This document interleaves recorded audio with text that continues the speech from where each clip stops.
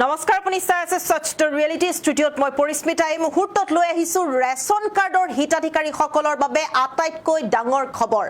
বন্ধ নহয় ৰেচন কাৰ্ডৰ সামগ্ৰী পূৰ্বৰ দৰে লাভ কৰিব ৰেচন কাৰ্ডৰ সামগ্ৰীসমূহ লাভ কৰিব 1 আগষ্টৰ পৰা যিসকলৰ ৰেচন কাৰ্ড আছে তেওঁলোকে পূৰ্বৰ দৰে সকলো সামগ্ৰী অৰ্থাৎ চেনি ডাইল নিমখ সকলো সামগ্ৰী লাভ কৰিব এই ক্ষেত্ৰত মুখ্যমন্ত্ৰী ডক্টৰ হিমন্ত বিশ্ব শৰ্মাই কৰিছে বৃহৎ মন্তব্য কেৱল ইমানেই নহয় পূৰ্বতে যিসমূহ আঁচনি দিছিলে ৰাজ্যবাসীক সেই আঁচনিসমূহৰ সুবিধাও পূৰ্বৰ দৰে এতিয়া লাভ কৰিব ৰাজ্যবাসীয়ে এই মুহূৰ্তত আমি সবিশেষ লৈ অহাৰ চেষ্টা কৰিছো এই মুহূৰ্তৰ ডাঙৰ খবৰ প্ৰতিগৰাকী দৰ্শকৰ বাবে কোনো কাৰণতে বন্ধ নহয় ৰেচনৰ সামগ্ৰী জনাই যোৱাৰ চেষ্টা কৰিছো প্ৰতিগৰাকী দৰ্শকক পূৰ্বৰ দৰে লাভ কৰিব ৰেচনৰ সামগ্ৰীসমূহ ডাঙৰ খবৰ প্ৰতিখন আঁচনিৰ সুবিধাও লাভ কৰিব পূৰ্বৰ দৰে 1 আগষ্টৰ পৰা ৰাজ্যবাসীয়ে লাভ কৰিব প্ৰতিখন আঁচনিৰ সুবিধা আমি জনাই গৈছো এই ক্ষেত্ৰত মুখ্যমন্ত্ৰী ডক্টৰ হিমন্ত বিশ্ব শৰ্মাই কৰিছে ডাঙৰ মন্তব্য কৰিছে আমি এই মুহূৰ্তত প্ৰতিগৰাকী দৰ্শকক সবিশেষ জনাই যোৱাৰ চেষ্টা কৰিছো যে ৰাজ্যবাসীৰ মনত প্ৰশ্ন উদয় হৈছিলে যে ৰেচনৰ যিসমূহ সামগ্ৰী আছিল সেই সামগ্ৰীসমূহ বন্ধ হৈ পৰিব নেকি বুলি হাহাকাৰ লাগিছে কিন্তু এতিয়া চিন্তাৰ কোনো কাৰণ নাইকিয়া কাৰণ পূৰ্বৰ দৰে এই আঁচনিসমূহ লাভ কৰিব ৰেচন কাৰ্ডৰ হিতাধিকাৰীসকলে আৰু প্ৰতিখন আঁচনিৰ সুবিধা লাভ কৰিব পূৰ্বতে যিসমূহ আঁচনি সুবিধা লাভ কৰিছিল ৰাজ্যবাসীয়ে কি একেদৰে এতিয়া সেই আঁচনিসমূহৰ সুবিধা লাভ কৰিব প্ৰতিগৰাকী ৰাজ্যবাসী আমি এই মুহূৰ্তত প্ৰতিগৰাকী দৰ্শকক জনাই যোৱাৰ চেষ্টা কৰিছো বিশেষকৈ ৰেচন কাৰ্ডৰ হিতাধিকাৰীসকলৰ বাবে এটা ডাঙৰ খবৰ পূৰ্বৰ দৰে 1 আগষ্টৰ পৰা লাভ কৰিব চেনি নিমখ ডাইল এই সকলোবোৰৰ সুবিধা লাভ কৰিব ৰেচন কাৰ্ডৰ হিতাধিকাৰীসকলে লগতে যিসমূহ আঁচনি দিছিল ৰাজ্য চৰকাৰে সেই আঁচনিৰ সুবিধাসমূহ পুনৰ লাভ কৰিব সেই আঁচনিৰ সুবিধাসমূহ লাভ কৰিব পুনৰ আমি এই মুহূৰ্তত প্ৰতিগৰাকী দৰ্শকক সবিশেষ জনাই যোৱাৰ চেষ্টা কৰিছো এটা ডাঙৰ খবৰ ৰেচন কাৰ্ডৰ হিতাধিকাৰীসকলৰ বাবে এই মুহূৰ্তত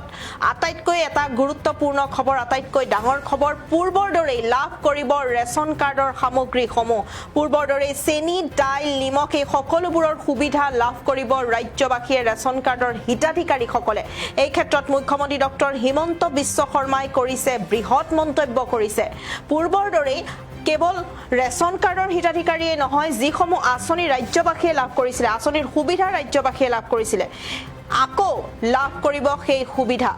এই মুহূৰ্তত আমি প্ৰতিগৰাকী দৰ্শকক সবিশেষ জনাই যোৱাৰ চেষ্টা কৰিছো এটা ডাঙৰ খবৰ ৰেচন কাৰ্ডৰ হিতাধিকাৰীসকলৰ বাবে আটাইতকৈ গুৰুত্বপূৰ্ণ খবৰ মুখ্যমন্ত্ৰী ডক্টৰ হিমন্ত বিশ্ব শৰ্মাই বৃহৎ মন্তব্য কৰিছে যে পূৰ্বৰ দৰে ৰেচন কাৰ্ড থকা যিসকল লোক আছে তেওঁলোকে লাভ কৰিব সুবিধা লাভ কৰিব পূৰ্বৰ দৰে সুবিধা লাভ কৰিব পূৰ্বৰ দৰে লাভ কৰিব চেনি ডাইল নিমখ এই সকলোবোৰ লাভ কৰিব আমি এই মুহূৰ্তত প্ৰতিগৰাকী দৰ্শকক সবিশেষ জনাই যোৱাৰ চেষ্টা কৰিছো আটাইতকৈ ডাঙৰ খবৰ আটাইতকৈ গুৰুত্বপূৰ্ণ খবৰ মুখ্যমন্ত্ৰীগৰাকীৰ ভাষ্য আছে আমি ভাষ্য শুনোৱাৰ চেষ্টা কৰিছো বাজেটখন পাছ নোহোৱা কাৰণে বিশেষকৈ প্ৰত্যেক 5 বছৰৰ মূৰত আমি ভোট অন একাউণ্টছ কৰোঁ ফেব্ৰুৱাৰী মাহত আৰু 3 মাহলৈকে খৰচ কৰাৰ আমি অনুমতি পাওঁ আৰু তাকো মূলতঃ দৰমহাৰ ক্ষেত্ৰত তাৰ কাৰণে আমাৰ ৰাজ্যৰ বহু কেইখন উন্নয়নমূলক আঁচনি এইকেইটা দিন আমাৰ বন্ধ হৈ আছে বা যিমান বাজেটত টকা আছিলে সিমানেদি মাত্ৰ কৰি থকা হৈছে তাৰ পৰিপ্ৰেক্ষিতত আমি 6 জুলাইত অসম বিধানসভাৰ বাজেট অধিৱেশন আমি আহ্বান কৰিছো যাতে 1 আগষ্টৰ পৰা প্ৰতিটো চৰকাৰী আঁচনি সুবিধা নিয়মীয়াভাৱে অসমৰ ৰাইজে পাব পাৰে বিধানসভাৰ অধিৱেশন এখন আহ্বান কৰিবলৈ এমাহৰ নটিচ লাগে গতিকে আজি 4 তাৰিখ 6 জুলাইত আমি পাতিব খুজিছো আৰু 6 জুলাইৰ ভিতৰত বাজেট হলে 28-29 জুলাইত পাছ হৈ যাব 1 আগষ্টৰ পৰা সকলো চৰকাৰী আঁচনিৰ সুবিধা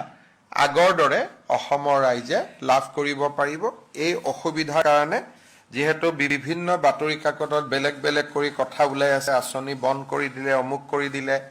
মই সাংবাদিকসকলক অনুৰোধ কৰিম যে অকনমান ভেৰিফাই নকৰাকৈ এই ধৰণৰ নিউজ আমি দিয়াৰ প্ৰয়োজন নাই কাৰণ 1 আগষ্টৰ পৰা প্ৰতিখন আঁচনিৰ সুবিধাই অসমৰ ৰাইজে নিয়মীয়াকৈ পাব আমাক খালি পূৰ্ণাংগ বাজেটখন পাছ হ'ব লাগে 6 জুলাইত আমি পূৰ্ণাংগ বাজেট অধিৱেশন পাতিছোঁ